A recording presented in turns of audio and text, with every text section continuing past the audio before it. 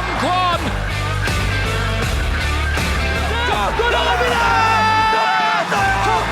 공동이입니다. 역전을 만듭니다. 이천의 갈비를. Winners of the AFC Champions League 2020, Ulsan Hyundai. You're listening to the K-League United podcast, proud partner of Football Nation Radio. Hello, I'm Ash McCann. Welcome to a promotion relegation playoff K-League United podcast extra. I'm Paul Neat, leading the line on my own today, but looking to keep things tight before going for it in the second half. There will actually be some K-League United podcast debuts being made today too. We'll be speaking to Daejeon Hana citizen striker Bruno Baio, Felipe Vecchietti, one of the admins from Daejeon Citizen Brazil on Twitter, as well as K-League United's very own Gangwon FC columnist Nathan Sartain to help us with our own under-22 rule, and of course to give us a lowdown on what to expect from Cheongsu's side in the playoffs. Now, I am actually waiting for Bruno Baio to call me for the interview. So whilst you wait, let me remind you of the playoff situation. Daejeon drew 0-0 with Jeonnam Dragons in the semi-final. Then, having finished third in the league, Daejeon only needed to draw to advance. So then the Purples played the Violets of FC Anyang, beat them 3-1. 2 goals came from Bruno Baio in that one. Up next is the team which finishes 11th in K-League 1, which we now know to be Gangwon FC. That was sealed after Gangwon failed to beat FC Seoul in round 37 of K-League 1 last Sunday. And then Songnam FC beat Gwangju FC the day before. That will be over 2 legs, starting with Daejeon at home on Wednesday, the 8th of December at 7 p.m. Korea time. And then the return leg in Gangneung on the 12th of December at 2 p.m. Korea time. The K-League 2 subs rule will apply, meaning that 3 changes can be made if there is an under-22 player in the starting lineup and 1 on the bench. An extra sub can be made in extra... phone's ringing. That must be Bruno Baio. Hello there, how are you? I'm good, my friend, and you? I'm very good, thank you. Thank you very much for your time. I understand that you're down in Goje at the moment, is that right? Okay, my friend, yeah, in Goja. And how is it? It's good, my friend, good hotel, good city. Very tough, though, in training, I imagine. Yeah. Yeah, well, okay, let's begin. I have to ask you, how did the team celebrate the win against Anyang? You've had lots of time off, haven't you? Yeah, we had a week off so the players could rest a lot before starting training again and preparing for the next 2 matches. In that Anyang game, you were magnificent. Everything you did came off, passes, your shots, headers, everything was going right. Did you feel like yourself? Did you feel that on the day that it was going to be a very, very good day? I know that you already knew, you predicted that the team would score 3 goals. I visualized that we're going to win the game, but I didn't imagine that everything I was going to do would work out. Of course, inside the game, I try to think positively, but sometimes you miss a pass, you miss an action, and you get frustrated. I'm glad everything went well in the game against Anyang, and I managed to score the goals needed by the team. I predicted that we were going to score 3 goals, we scored 3 goals, and we had a great victory. Yeah, well, it was a great passing move for your first goal and Daejeon's second. Is that something the team had worked on in training? Yes, we work a lot on these combinations in training. These types of passes and these types of movements. When you have really technical players, like our team, it's easier there on the field. You only need to make a small move and you can get the ball at the box to score or to assist a teammate. Well, the second goal was a great finish too. After the first, did you feel more confident to try more shots like that from difficult angles? Yes, as a player, when you score a goal, you build your confidence. After my first goal, I really felt more confident and I felt that I could play calm and without pressure. Now, I want to ask you, what do you think about this impact sub role that you have at the moment? Of course, I want to be in the lineup. Every player wants to, but I have to understand my spot on the team and I have to understand what each game asks for, how the game dynamic is, and the different characteristics of the opponents. With this context, the final decision is up to the head coach, and I have to be prepared to come in and help the team when I'm called. Sure. Well, how do you prepare for games? Do you try to read things from the bench to try and make sure that you are ready and then you know what the game needs when you do come on? I always try to pay attention to the game and try to look for where there is space to play. I also pay attention to what defenders are doing and how I can take advantage of the space that they leave to play my football. Well, the manager brought you on much earlier than usual. Was that the plan in the Anyang game, or were you surprised to get the call on 63 minutes? I was not surprised. We need to win the game, and as we were tying, the coach had to put players who'd help more in the attack. So he chose to bring me at 18 minutes, and I was ready to go. It wasn't a surprise to me. Great. Okay. Well, would it be fair to say that you in particular are a player that needs fans in the stadiums to help you with your own game? As a player, it's much better when you have fans in the stadium. You hear the fans, the game atmosphere changes with the fans supporting you and supporting the team. So every player likes that, and I am no different. I feel the motivation playing for the fans. They always support us, they spend money on tickets, traveling, and watch us in cold weather, hot weather, rainy weather. They are always there supporting us. So I am a player that like that, and I prefer to play in that atmosphere. The team, and of course you too, Bruno, you must be feeling very confident now ahead of these next two final games. We are very confident. We are working hard to get to the final ready to go and to do a good job and be able to show our football. And we are going with the objective to achieve our final goal, which is the promotion to the first division. But what do you think about this long wait between the Anyang game and the final? I think it's been around a month. I would rather play right after the playoff game against Anyang. It would be better for us to keep our momentum and our confidence. On the other hand, this long break was good for us to be able to rest our players and to go to the final two games with our full squad healthy and ready. I also have to ask you, Bruno, how do you stay so positive? You know, I've seen the videos on YouTube that the club uploads, and you're always so positive supporting the other players, even though sometimes, you know, this season it hasn't quite gone to plan for you. How do you stay so positive? I am a very positive guy. I'm always in a light mood. You can ask the ones around me, my translator, the other players. They know that I'm always joking and I'm always laughing. I feel that with this good vibe, the team's atmosphere is better. Of course, I work a lot to be well prepared also, but I like to always be close and keep in a good mood with my teammates. I think this good atmosphere is as important to me as it is to our team. Yeah, that is something that I have definitely noticed myself as well. Okay, so I have to ask you about last year. Last year was obviously a big disappointment, but how has that experience helped both you as a player and the team in the playoff this year?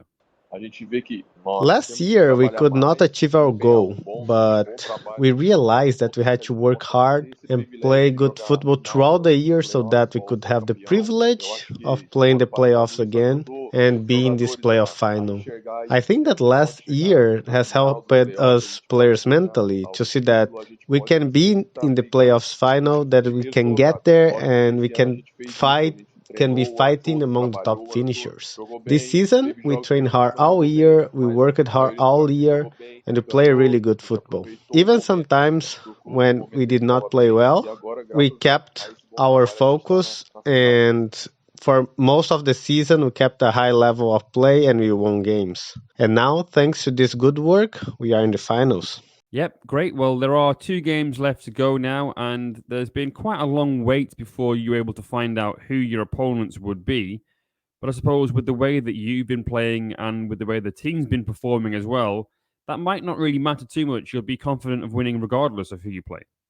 The plan is the same as the plan that we're following the entire year. Training hard, working hard, the same as we have been doing. If we continue with this hard work and if we're focused mentally, we'll be prepared for the last two games, regardless of the opponent that we'll be facing. Great. Well, last question. What would it mean for you to win promotion with Daejeon? For me, it would be very important and would mean a lot. We tried last year and we did not succeed. So for me, it would be really important to be promoted to K-League 1, both as a personal goal and both as a professional life goal. But in the end, my main focus is always the club and always the fans. We work hard so that we can give this gift to the fans and to the club to achieve this final goal, that's our promotion to K-League 1. All right, Bruno Baio, thank you very much for your time. Good luck over these next two games, and hopefully I will see you soon. Yeah, my friend. Thank you. Let's meet after second game, okay? Yes, sounds good. Thank you, mate. See you soon. Okay, my friend. See you. Bye-bye. FNR is a revolutionary football-dedicated digital platform, the first of its kind in Australia. It provides a 24/7 live online radio platform experience, podcast hub, and acts as a content provider for TV, radio and digital. Having reached millions of listeners and football fans since launching, FNR is accessible worldwide via its website or app, providing a platform to discuss, debate and celebrate the world game. We are your voice of football, FNR Football Nation Radio. All right, that was indeed Bruno Baio. Thank you very much to him. Thank you also to Daejeon's PR team and their interpreter Kim Sung-hyun for the help. And also to Felipe Vecchietti from Daejeon Citizen Brazil on Twitter for the dubbing, who actually is my next guest. All right, well, Felipe, first of all, I want to ask you, how long have you been supporting Daejeon? And what's your background as a supporter? How and why, basically, did you become a fan of Daejeon? Yeah, actually, it was all back to 2013, mate, when I came here as an exchange student to KAIS, and I came with a lot of Brazilian friends, including my collaborator in the Twitter page. So the first thing that we did was actually looking for the local football team to support them. And we found Daejeon and we went to the game, to the Purple Arena. And since then, we've been supporting the club for 8 years. And at that time, we met the Brazilian players. That was the forward João Paulo, and we became really close friends. And he gifted us the season ticket actually to go to every game. But actually that season was really bad for us. We got relegated. And actually I don't remember a game that I went and we actually won. So it took me a couple years to watch the first win at the Purple Arena and supporting Daejeon actually. Yeah, I remember that season very well. It was also my first season too. And yeah, it was a bad season, but because it was my first, I've got a lot of nostalgic memories from that season. I don't know why. I think because I can recall the end of the season mostly, and we had a decent run, didn't we? We almost stayed up. It was quite a good run towards the end of that season. Exactly. We finished the season quite well, and I remember one game that my friend went there and we won, and I was so disappointed that I didn't go to the game because I stayed to study for the exam, and I regretted so much.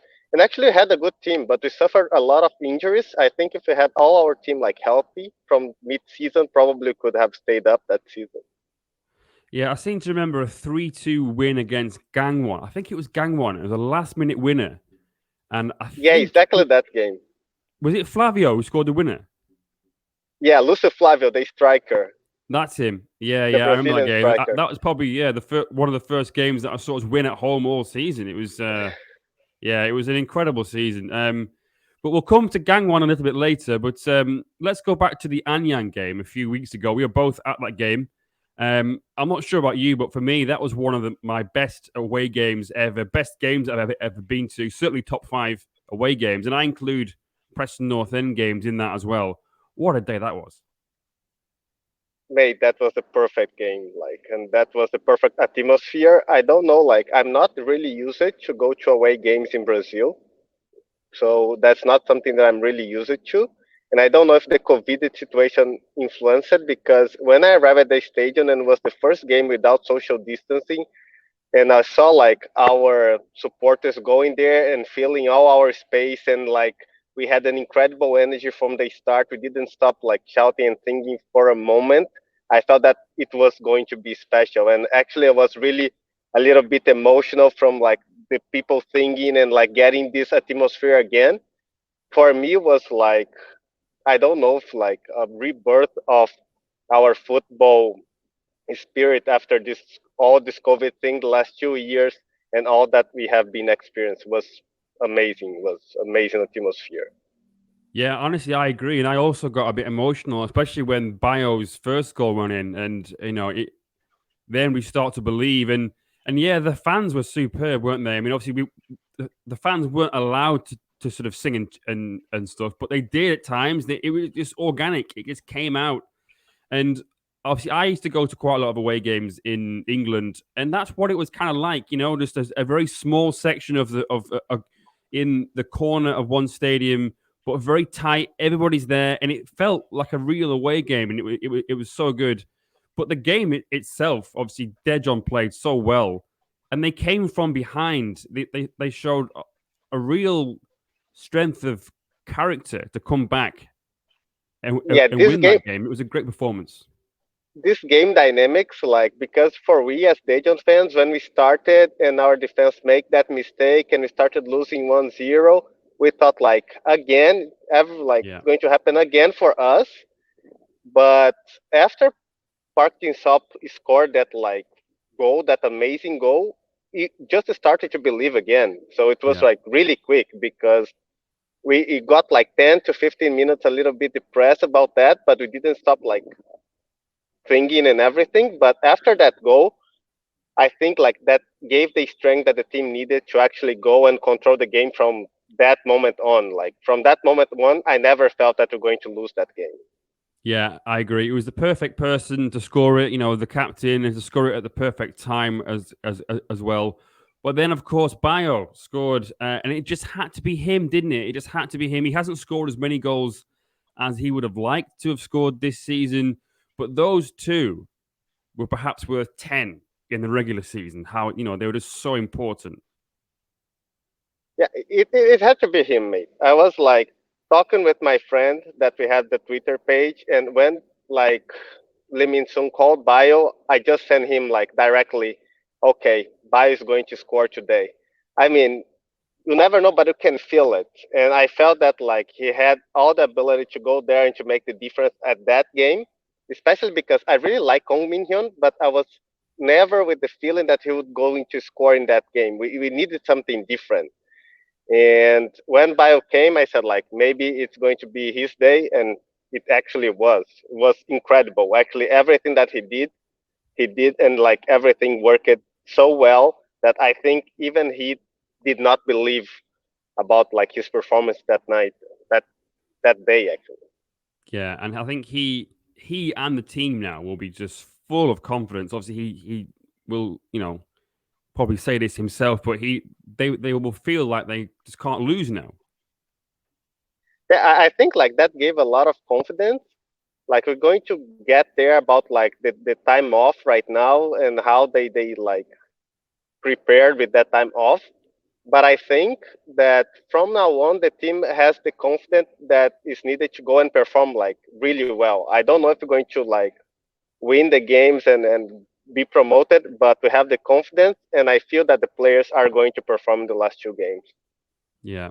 Well, obviously, you interviewed Baio before the start of the season. What were some of the main takeaways or highlights from what he said back then? Yeah, actually, like I interviewed him during preseason, and my first takeaway from that interview is that he was really disciplined, and he made a decision of staying in Daejeon, and he made a decision because he felt he should like do something different this season. So, like from that, I have like three main takeaways. The first one was because we were feeling that he would have a great season. That didn't happen like the way we expected. But I asked him about his goal tally, and he was really humble on that. Like he just answered me, "Okay, I don't care. My focus just is scoring the first goal. But if I need to be on the bench for the team to get promoted, I will like accept my spot on the team. Fine." Because we have a fine, the objective of the team is the same, the objective from last season. We want to get promoted. and we do like anything that we need to achieve our goal. That was like one of the main things that I got from his interview. He just like felt that he had to stay and look for this spot and for promotion. That's the spot that we are right now.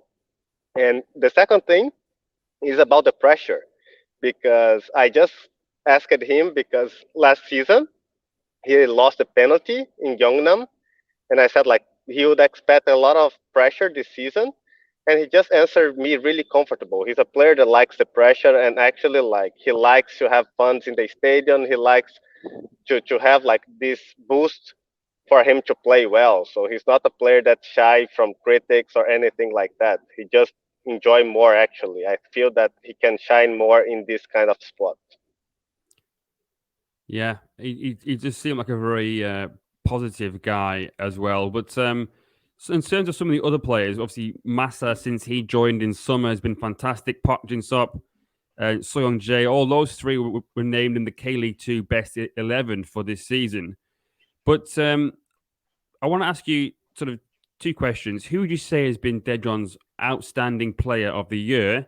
And also, who is their unsung hero, do you think?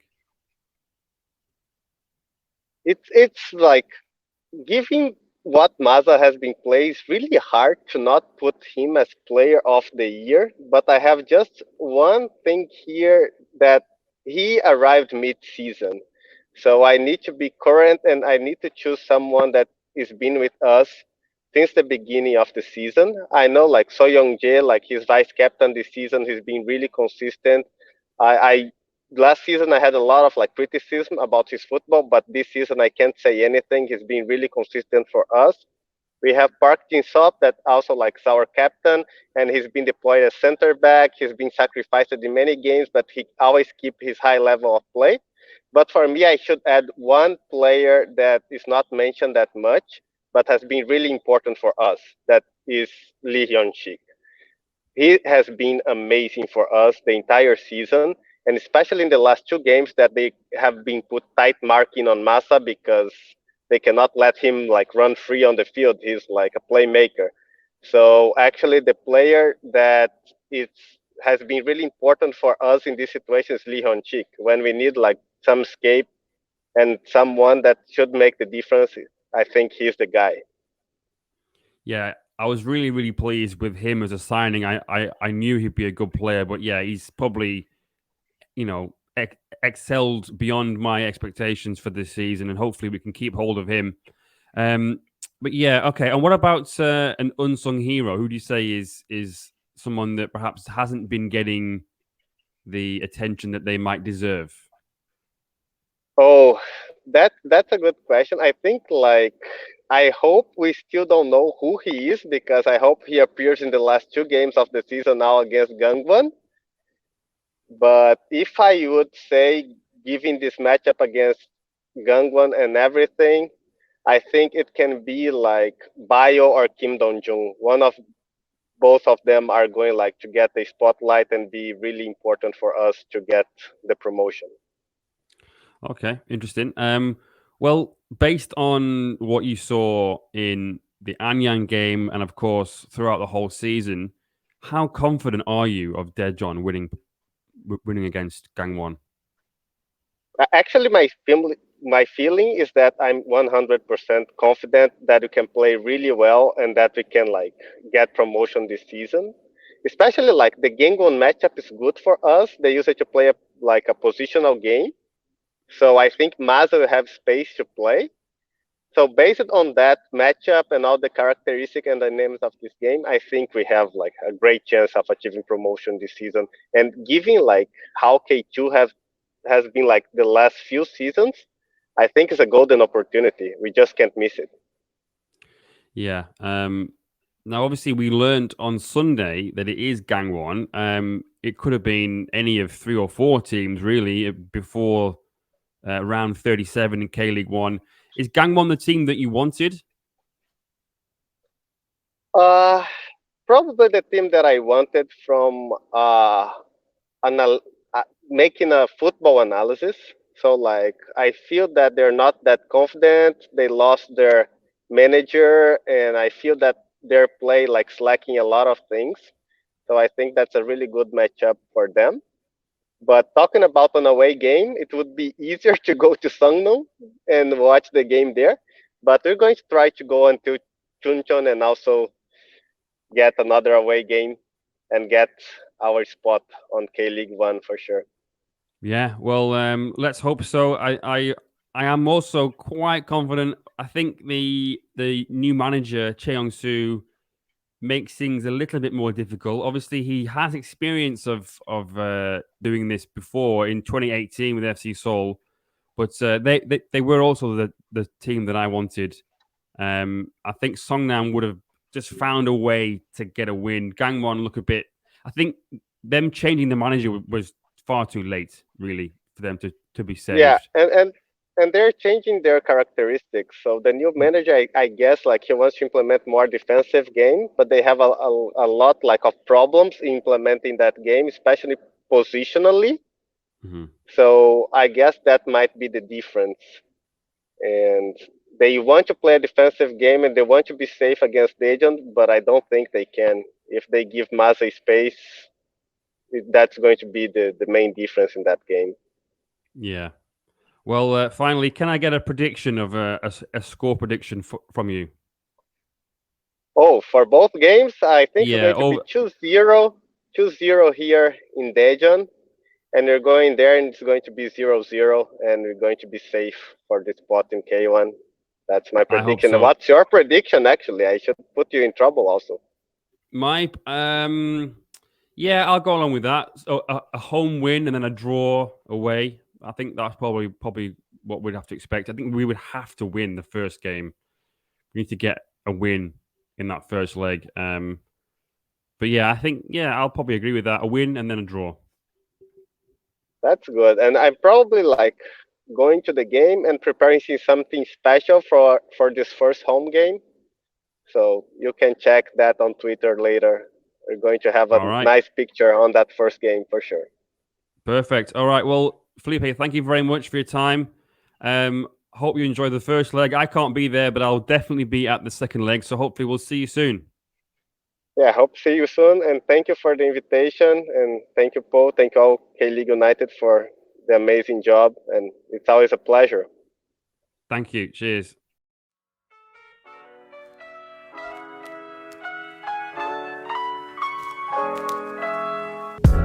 O.G. Lewis is your neighborhood British bar and cafe located in the Old Jiro district of Seoul.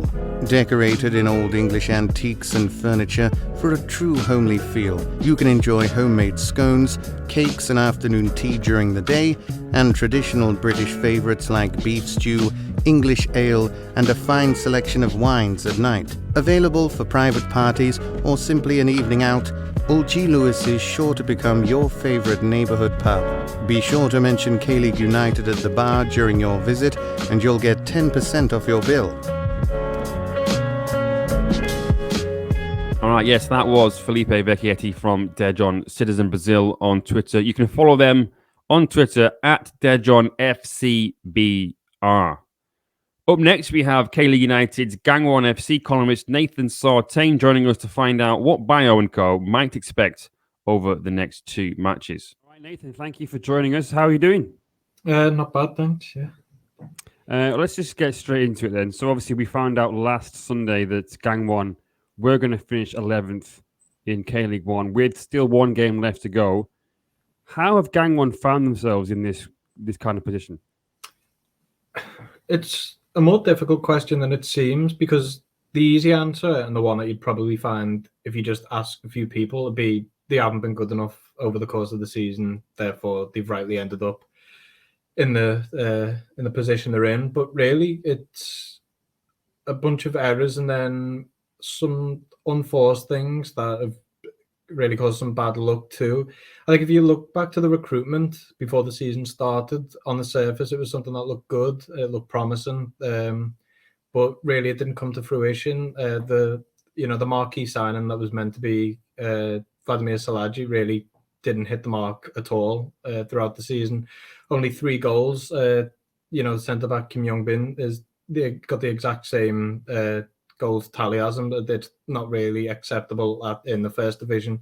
if you want to push up, especially given they let go a promising striker. So I think if you look back to that, that's a real reason for the blunt attack that they've suffered from for a bunch of the season. And that inconsistency really did then bleed into the rest of the campaign. They started slow and they picked up a bit of momentum. They got a couple of wins. They had a mini unbeaten run, but then as soon as they started losing again, it almost became a situation of where did they get the points from? And then when they settled back into things, it almost felt like whenever the next loss comes, they're going to fall. So then when the COVID outbreak happened, they came back and they really started again poorly in September. That was it then. I think they almost fell into a trapdoor that they couldn't get out of and things like that. But then mismanagement too. There was a few changes in system that really didn't work and didn't need to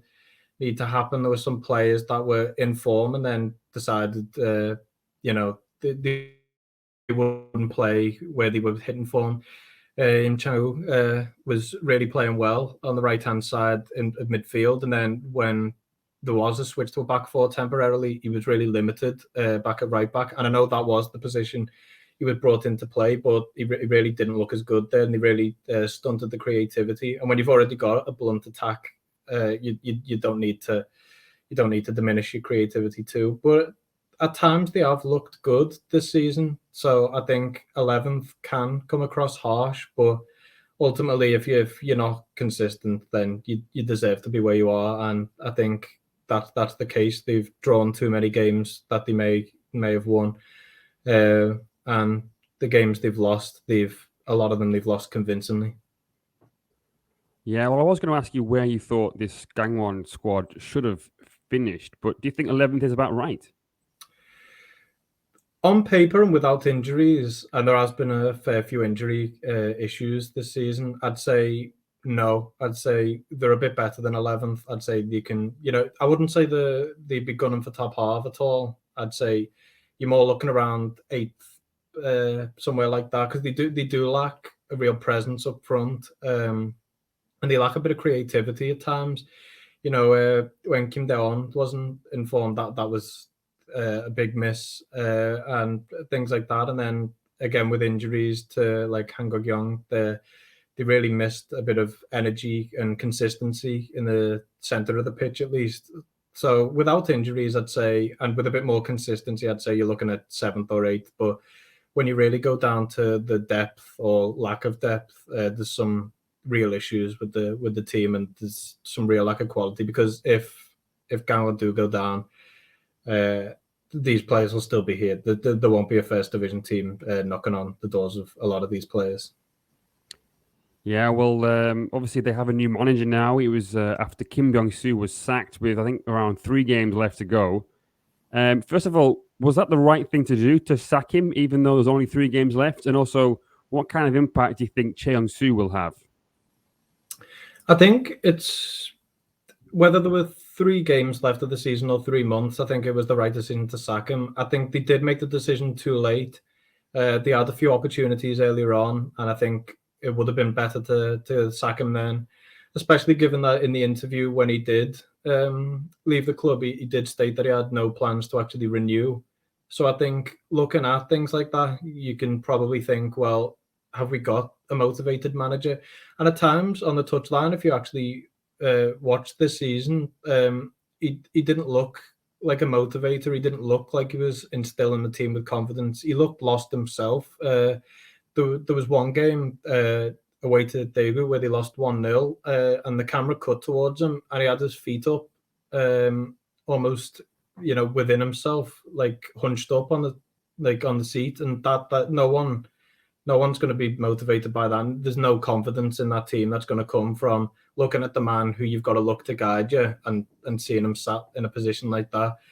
And then of course he really he tinkered too much and he overthought a lot of things. So I think there was a right time to sack him was probably in the summer when they went on a real barren streak. But they stuck by him, and for a while it looked like it might be right too, because they did bounce back a bit, but after the Champions League break. But then it it started to become evident that he wasn't the right man. So I think it was a case of even if he was still in charge and they sacked him right now, I think it's the right decision, because I think they do need the fresh ideas, because he was there a long time and he was famed for being an attacking manager, and the attacking football wasn't there this season. Yeah, well, obviously Cheong-Su's not had too long in charge now. Is it enough time to implement his ideas? No, it's a few weeks is never going to be enough. And I think makeshift is going to be the key word for the rest of the season. It's really going to be about trying to, and I think the game on Sunday showed that, getting a bit of structure and almost accepting that the attack's not good enough, but focusing on the defense. Because as I mentioned before, when they have lost, a lot of the times it has been convincingly and consistently over this season. It's been, not just conceding goals, but a lot of chances. And some games you'd look 15 plus shots conceded. On Sunday it was 6. So it's that kind of structure. So I think it's about getting the defense in order and then hoping the results come afterwards. So I think it'll definitely be makeshift, because there's not enough time to really implement any sort of system. I mean, he did move to the 3-5-2 that people do know him for, but it was nothing like any sort of attacking the system. There was no real use of wing backs. It was almost a 5-3-2 for a lot of the game. Yeah, it was. For me, I was thinking maybe because they still obviously had a chance of getting out of it, but if they were to beat FC Seoul, there wasn't really a lot of urgency. But like you said, there was a bit more structure there. So was that the main takeaway that you saw from that game? Is okay, there isn't that attacking threat, but we haven't seen that already this season. But there was a little bit more soundness in the back. Definitely, I think the players seem to have a lot more of a defined role, and there was a lot more instruction, it seemed, even during the game, of what the players should be doing, and there was a lot more communication. So it was much more organized, and I think that really benefited them. But I think that was the issue. It almost felt like, I know from watching it, that I thought, okay, once it gets to around 70 minutes, maybe they're going to push on at 0-0 and really go for that goal, because there was little to lose. They were, even if they lost, 3 points clear, and with home advantage going into the last game, realistically, you'd back them to get at least a point. But there was nothing. It almost seemed like they wanted to play within themselves even more in the last 20 minutes and really look for that 0-0. And I think that was proven by the post-match press conference, where Cheong-Su said it was a pity that they didn't take the chances from set pieces. So I think that was the goal. What wasn't really to hit Seoul on the counter attack. It wasn't really to drive forward. It was to try and catch them out, which they almost did with the near post flick on in the first half. But I think other than that, I think they were really settled for a 0-0. And I think it was almost the manager trusting himself that he'd win another playoff. Yeah, well, that is coming up quite soon. What are you expecting then from the two games? Maybe something quite similar to the FC Seoul game in the first leg? Yeah, definitely. I'd say cagey rather than open, especially in the first leg. I think if they won't look for a 0-0, they'll look to steal a 1-0.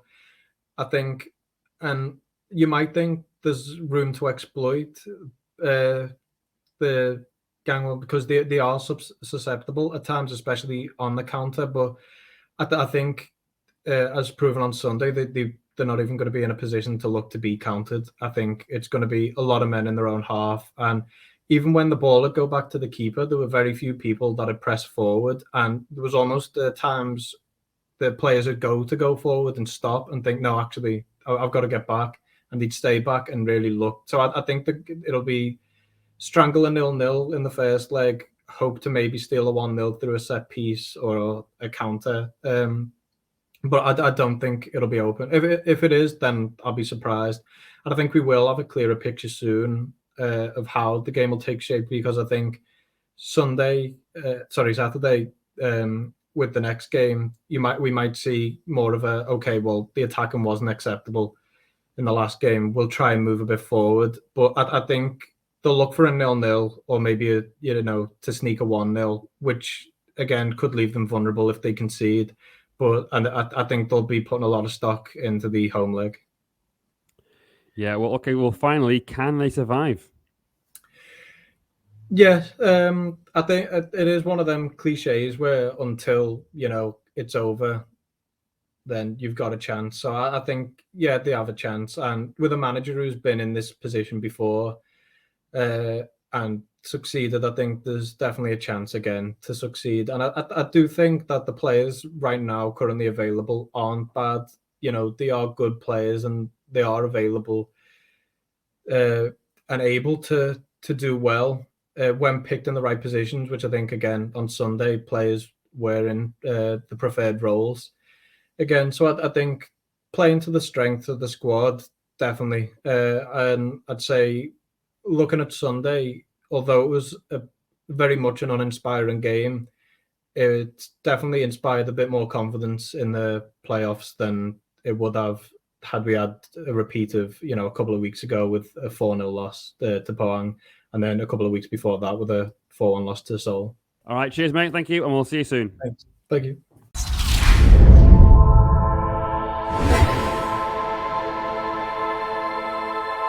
All right, thank you very much for tuning in. Thank you again to all our guests, Bruno Baio, Felipe, and Nathan. Just a bit of housekeeping before I go. If you haven't read my article on Daejeon's FA Cup win in 2001, then please do check that out. There are interviews there with Kim Un-jung, who scored the winning goal, as well as Kim Tae-hwan, now the manager of Gimcheon Sangmu, but he was a swashbuckling defender back then, and he came on as a sub to sort of shore things up for Daejeon. And also some fan accounts, two people who went to the game as well. They sort of share what the day was like for them. And of course, we are on social media, all at K-League United. And to find us, the links in the Bruno bio. Until next time, goodbye.